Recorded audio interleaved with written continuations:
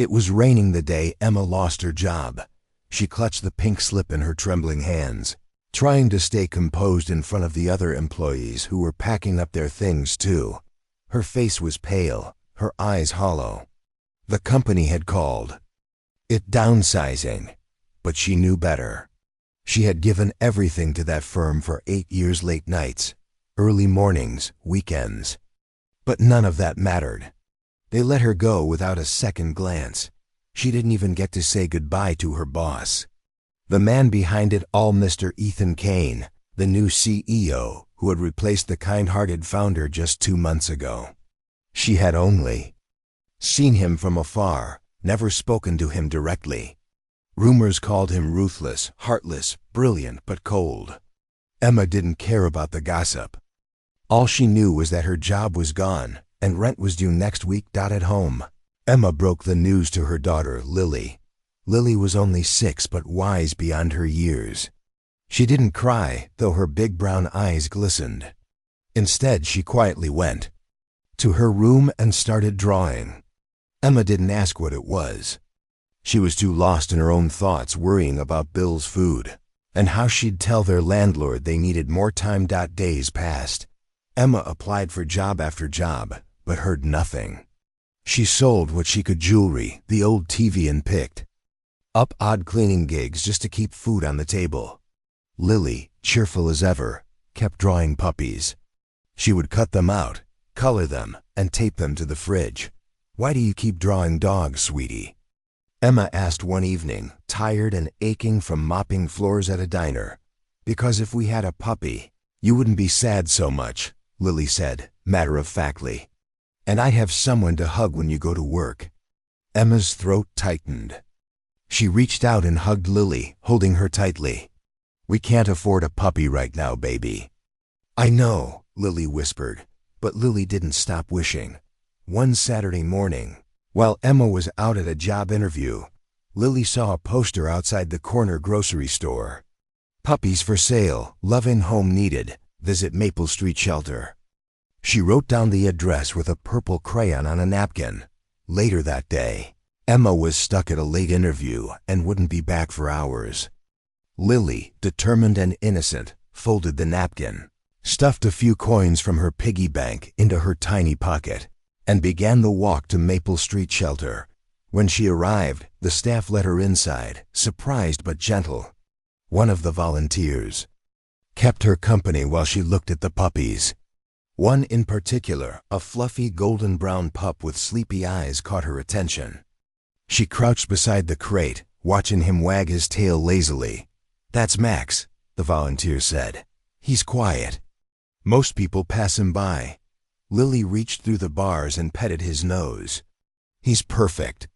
A deep voice behind her said, "Do your parents know you're here?" Lily turned. A tall man in a tailored coat, holding a coffee cup, stood in the doorway. He looked out of place among the cages and the smell of dog food. "My mom's at work," Lily said. "I came by myself." "Please don't be mad." The man raised an eyebrow. "You came alone?" "I brought money." She pulled out her coins and held them out with both hands. "Please buy our puppy," she whispered. The man crouched down, now level with her. There was a flicker of emotion in his cool blue eyes. "How old are you?" 6.5. "Why do you want a puppy?" "So my mom won't be sad. She lost her job and she cries when I'm asleep, but I hear her." The man blinked. "What's your name?" he asked. "Lily." "Your mom's name?" "Emma. Emma Carter." Something shifted in the man's expression. He looked away for a moment, then back at Lily. "Come, I'll drive you home." The volunteer hesitated. "Sir?" "It's all right," he said, showing her his ID. "I'll make sure she gets home safely." Lily didn't know who he was, only that he seemed kind in a quiet way. When they arrived at her small apartment, Emma was frantic, pacing the floor. Her heart nearly stopped when she saw Lily get out of a luxury black car with a stranger. "Lily!" She ran, scooping her daughter up. "Where were you?" "I went to see Max," Lily beamed. "He's a puppy. I wanted to buy him for you." Emma turned to the man, anger flashing. Who are you? Why did you bring her here? The man stepped forward, guilt flickering in his eyes. I'm Ethan Kane, he said. Emma froze. I didn't know, he continued softly, that the woman I fired was raising a daughter alone. I didn't know how much you'd given to the company. Emma's face went pale. You've been cleaning floors, applying everywhere, still holding it together for her. He looked down at Lily, who hugged Max's drawing tightly. And you're raising a remarkable little girl. Emma's voice shook. You think an apology will fix this? No, he said. I don't, but I want to try to make it right. The next morning, Max was delivered to their door, adopted and paid for. Along with him came a job offer from a new foundation Ethan had just launched, one focused on supporting single mothers through training and employment. I don't want charity, Emma said, arms crossed. It's not charity, he said. It's a second chance for both of us. Weeks passed. Emma started working again, this time in a role that allowed her to train and mentor other women like her. Lily and Max became inseparable. And Ethan? He visited often. Not as a CEO, but as a friend. Over time, something shifted between him and Emma. Respect turned to warmth. Warmth turned to something unspoken. One snowy evening, Emma found a letter on her porch.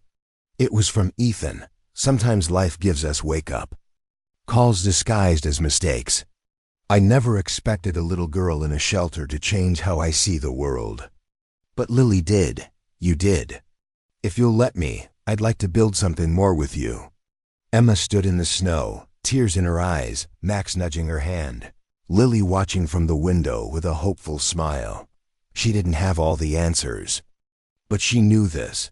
Love often shows up in the most unexpected ways. Through heartbreak, through hope, through a little girl whispering, "Please buy our puppy." And sometimes, the person you least expect becomes the one who changes your life forever.